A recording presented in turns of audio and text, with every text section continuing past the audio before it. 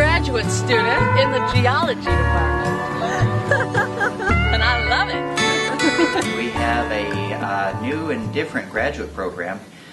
We offer it through our College of Continuing Ed. We have about 25 students in the master's program right now. I deal with groundwater, surface water interaction, which is a pretty narrow field.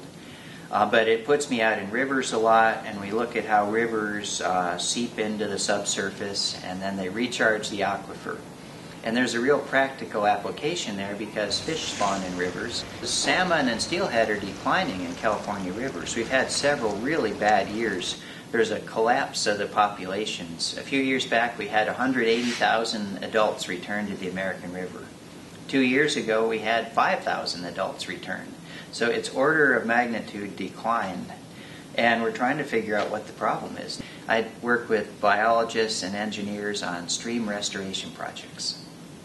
So last year we added 10,000 cubic yards of gravel to the American River, and today, as a matter of fact, I have 3 graduate students out who are making measurements in the river. They're wading out into the river.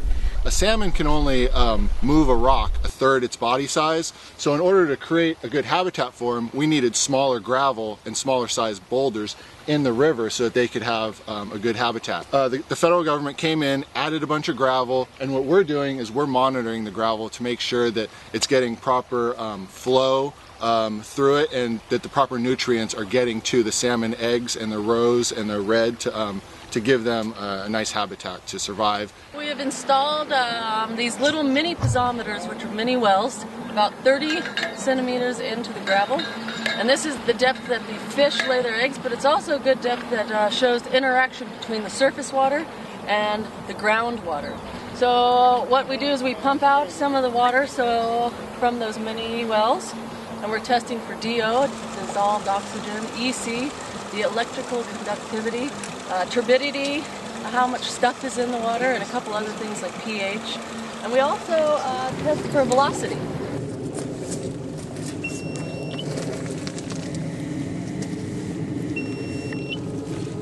We count the beeps, and then there's a formula that we use, and in a 60-second time frame, we just plug in the number of beeps, and then we get an exact velocity.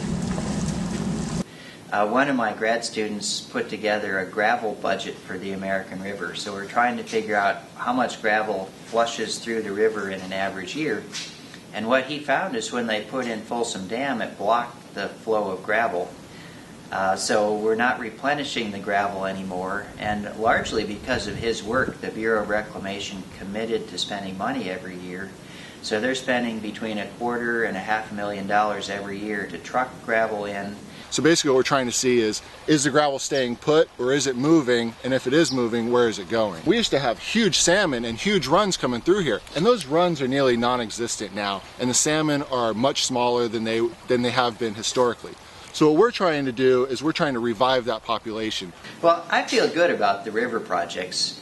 We definitely have a problem in our Northern California rivers. They're not natural anymore. And if we can move back toward a more natural state, that's a great thing. So we need to do that. I mean, the salmon and steelhead have declined, and I think a big part of the problem is the river systems. So yeah, we're doing good work, and I feel good about it at the end of the day. I feel like we're on the right side. We're making things better. How you guys doing? Good.